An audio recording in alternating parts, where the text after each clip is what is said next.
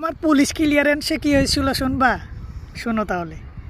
আমার police clearance করতে হয়েছে 2বার, কারণ আমি মার্চ ইনটেকে অ্যাপ্লাই করবো বলে ডিসেম্বরে হলে কি যে পুলিশ ক্লিয়ারেন্সের জন্য আবেদন দিয়েছিলাম।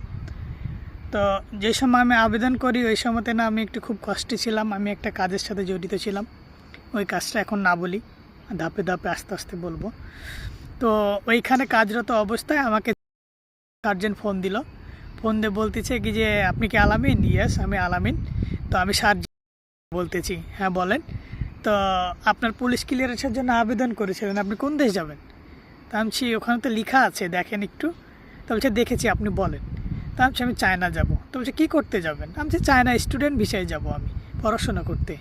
ও আচ্ছা ঠিক আছে, তো আপনি অমুক জায়গাতে আসেন। অমুক জায়গা বলে আমাকে রাজশাহী গরমপুরের আগে ঘোড়া চত্বর মেডিকেলের বন্ধ গেটের সামনে। তো এইখানে আমাকে ডেকে নেওয়া হলো। ডেকে নেওয়ার পরে গাড়ি থেকে উনি নামলেন, আমি সাইকেল চালিয়ে গিয়েছিলাম ওইখানে। নাইমা উনি আমারে বলতেছে কি যে ভাইয়া, ঘাড়ে হাত দিয়ে হাঁটতেছে আর বলতেছে ভাইয়া, তখন আবার রাত, ভাইয়া তোমার তো এই কাগজে একটু কাজ আছে, এই কাজটা করতে একটু হ্যাসেল হবে। তো যে কম্পিউটার অপারেটর থাকে তাকে কিছু চা নাস্তার জন্য দিতে হবে। তো আমি ভাই এটা কি বলেন আপনি? আমি কই থেকে দেবো? স্টুডেন্ট মানুষ আমরা, এইগুলোর জন্য যদি টাকা দিই কেমন হয়? কই পাবো টাকা ভাই? আমি এখন অমুক জায়গা থেকে কাজে থেকে আসতেছি, আপনারা আমি কেমনে টাকা দিই বলেন? তো বলছে ভাই আমি তো নিব না, এটা বুঝতেই পারছো, আমি কি করব? তার তো চা নাস্তার জন্য কিছু দিতে হবে। আমি বলতেছি কি যে ভাই কত দেওয়া লাগবে? তো বলছে দাও, যা দিবা দাও। পরে আমার মানি ব্যাগে মানে 150 টাকা ছিল, ওনারা বলছে 100 টাকা নেন আর আমার 50 টাকা থাক। বলছে 100 টাকা থেকে যুগে হয়? তো আমি ভাই কয় টাকা দেবো বলেন? তখন বলতেছে কি যে ওটা পুরোটাই দিয়ে দাও। তা আমি আচ্ছা ঠিক আছে ভাই, লেন কী করবো এখন, উপায় নাই, আমার লাগবে যেহেতু। তখন ওই ওরে 150 টাকা দিয়ে আমি তারপরে পুলিশ ক্লিয়ারেন্সের জন্য কনফার্ম করাই। তো এটা একটা গেল। আর দ্বিতীয়বার যখন আমি আবার মার্চ ইনটেকে হইল না আমার, আমি সেপ্টেম্বর ইনটেকে যেন অ্যাপ্লাই করবো, তখন আবার বানাতে দিলাম। তখন রাজপাড়া থানা, ঠিক আছে আমি বলে দিচ্ছি, উনি আমার সাথে হলো কি যে পুলিশ ক্লিয়ারেন্সের জন্য আবেদন করলাম, উনি আমার ডাক দিল, আমার কথা ভেরিফিকেশনের জন্য আমার বাসায় যাবে, তাই না? আমার এলাকা ঘুরবে, এই সেই হ্যান ত্যান, তো এটা বলবে না। তো উনি আমার থানায় ডাকছে, ডাইকে তখন উনি আমার জিজ্ঞাসা করে আমার দাড়ি দেখে, এই যে দাড়ি, ঠিক আছে সেই দাড়ি আরও বড় বড় ছিল। তো এই দাড়ি দেখে বলে তুমি কি শিবির করো? তা আমি শিবির করি কি না করি আপনি আমার এলাকায় যান, যে জিজ্ঞেস করেন, আপনি আমারে জিজ্ঞেস করছেন কেন? 2023 সালের কথা বলছি, কিন্তু ওই সময় কিন্তু শিবিরের কিন্তু খুব ধরপাকড়। তো আমি আপনি আমার এলাকায় যান, আমি বলি নাই কি যে আমি শিবির করি কি করি না, এগুলো আমি বলি নাই। আর আমি তো ওইভাবে অ্যাক্টিভও না বা কোনো কিছু করিও না, তো ওটা বিষয় না। তা বলছে যদি শিবির করো তাহলে পরে তোমার পুলিশ ক্লিয়ারেন্স আমি দেবো না। তা আমি এটা কেমন কথা বলেন, পুলিশ ক্লিয়ারেন্সে দেবেন না আপনি? হ্যাঁ আমি কি বৈধ নাগরিক না, আমার দিবেন না কেন? তখন এই কথা বলে আমার এলাকাতে ফোন দিল আমার মেম্বারকে, জাকির মেম্বার, আমার এলাকার জাকির মেম্বারকে ফোন দিল।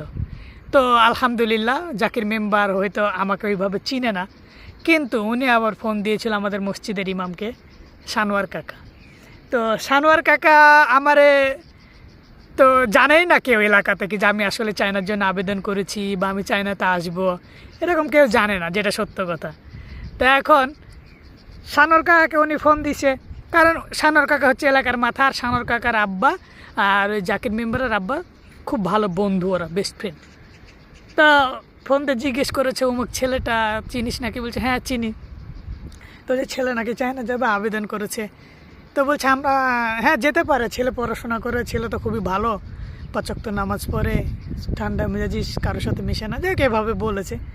তো দেন তখন আবার উনি কারো ফোন দিয়ে বলছে হ্যাঁ দেওয়া যাবে, সমস্যা নেই, ভালো ছেলে, ওগুলো বিষয়ে কোনো প্রবলেম নেই।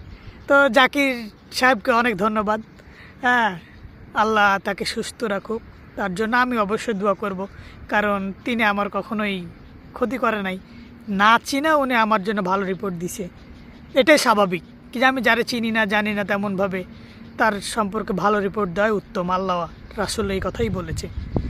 তো এই কথা হওয়ার পরে যাই হোক উনি তখন বললো কি চা নাস্তা করার জন্য দাও।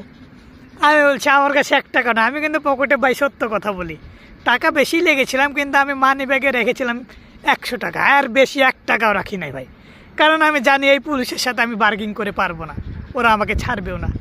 আমি তখন ওই 100 টাকা পকেটে নিয়ে যাইয়া আমি তখন বুঝতে পারলাম তা সে আমার কাছে টাকা নাই, আমি স্টুডেন্ট, আমি কই টাকা পাবো?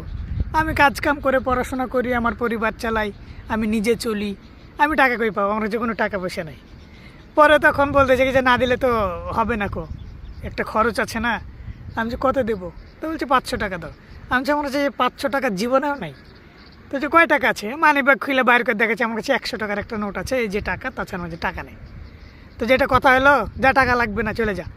তা আমি সেটা সমস্যা নাই, কিন্তু স্যার আমার রিপোর্টটা অবশ্যই আজকেই পাঠান, কনফার্ম করেন। আমাকে আবেদন করতে হবে ইউনিভার্সিটিতে, এটা আমার মানে জমা দিতে হবে, অ্যাপ্লিকেশনে এটা ফর্মে জমা দিতে হবে, জমা না দিলে পরে হবে না। তখন বলছে কি যে আচ্ছা দেখবো নি, যা। তা আমি ভয় করলাম কি যে যদি উনি জমা না দেয় তাহলে পরে তো আমি বিপদ হয়ে যাবে, কারণ পুলিশ ক্লিয়ারেন্স ছাড়া তুমি কিন্তু ইউনিভার্সিটিতে অ্যাপ্লিকেশন করতে পারবে না। অবশ্যই পুলিশ ক্লিয়ারেন্স লাগবে, কারণ তুমি কোনো আকাম কুকাম করছো কিনা, দেশে করে আসছো কিনা, এটার জন্য পুলিশ ক্লিয়ারেন্স অবশ্যই লাগবে। তো দেন তারপরে তখন চলে আসছি, তখন উনি আবার পিছন থেকে আমরা ডাক দেয়, এদিকে দে ওইটা দিয়ে। তখন ওই 100 টাকা ওনারা জমা দিয়ে তারপর আমি বের হয়ে আসি। তো এইভাবে আমি পুলিশ ক্লিয়ারেন্স পাইছিলাম। আজকে আমি সত্য কথা বললাম, ঠিক আছে? তো ওই সময়তে কি বলবো, খুবই কষ্ট হয়েছে। এজন্য আমি পুলিশকে পছন্দ করি না, প্রশাসনকে আমার পছন্দ না। আমি মৃত্যুর আগ পর্যন্ত যদি কোনো ব্যক্তিকে ঘৃণা করি, সর্বোচ্চ ওই অধিকাংশ পুলিশকে আমি ঘৃণা করি। হ্যাঁ, যাদের সম্পর্কে আমি পজিটিভ জানি কি যে এই মানুষগুলো খুবই ভালো, আমি তাদেরকে আমার জীবনে চাইতেও বেশি ভালোবাসি। কিন্তু আমি জানি কি যে এই পুলিশগুলো নেগেটিভ, পজিটিভিটি এদের ভিতরে নেই, তাহলে আমি ওদেরকে আমি কখনোই ভালো চোখে দেখি না, তাদের জন্য আমি কখনো দোয়াও করি না। এই হচ্ছে বাংলাদেশ পুলিশের খাসলত। এরা যদি মানে যারা ঘুষ খায়, যারা ভালো আছে, অবশ্যই ভালো আছে, অনেক ভালো মানুষ আছে যারা মানে কি বলবো এমন সৎভাবে চলে কল্পনার বাইরে। কিন্তু যারা ঘুষ খায় ভাই, একটা সিগারেট হলে তোমার কাছ থেকে নিয়ে ছাড়বে কি যে সিগারেট দিয়ে যা, তুই যেটা খাচ্ছিস ওইটা দিয়ে যা। এইরকম হচ্ছে পুলিশের চরিত্র ভাই। তো যা হোক, আলহামদুলিল্লাহ দিন দিন পুলিশের এখন ডেভেলপ হচ্ছে, তারা এখন যাই হোক সিস্টেমেটিক্যালি চেঞ্জ হচ্ছে, পরিবর্তন হচ্ছে। এই যে ঢাকাতে কিছু পরিবর্তন আসছে, হ্যাঁ, গাড়ি ই টিকিট করবে, আলহামদুলিল্লাহ খুব ভালো লাগলো শুনে, যেন ই টিকিট হয়ে যায়। আমি চাচ্ছি প্রত্যেকটা সিটিতেই সরকারিভাবে ই টিকিটের মাধ্যমে প্রত্যেকটা ইলেকট্রিক বাস ভেহিকেল চালু করতে হবে, ইলেকট্রিক টিকিট থাকবে, প্রত্যেকে ই টিকিট ছাড়া চলাচল করতে পারবে না। আর সিটির মধ্যে অটো রিক্সা সব বন্ধ করে দিতে হবে, সব বন্ধ করে দিতে হবে। এদের জন্য বিকল্প পথ বের করতে হবে, এদের জন্য বিকল্প কর্মসংস্থান বের করতে হবে, এদেরকে ট্রেনিংয়ের আওতায় এনে গার্মেন্ট সেক্টর বাড়াতে হবে, বিভিন্ন ইন্ডাস্ট্রিয়াল সেক্টর বাড়াতে হবে। ভাই, চাইনিজ কোম্পানিগুলো সবাই যেতে চায়, কিন্তু নোংরা পলিটিক্সের কারণে তারা যেতে চায় না ভাই। বাংলাদেশের রাজনীতির পরিবর্তন না হওয়া পর্যন্ত আমরা দেশে ডেভেলপ করতে পারবো না। রাজনীতির যেদিন পরিবর্তন আসবে সেই দিন আমরা ইনশাল্লাহ উন্নত সিঙ্গাপুরের চাইতে উন্নত কান্ট্রিতে আমরা উপনীত হবে ইনশাল্লাহ। ভালো থাকবেন সবাই। ভিডিওটা দেখার জন্য অবশ্যই ধন্যবাদ।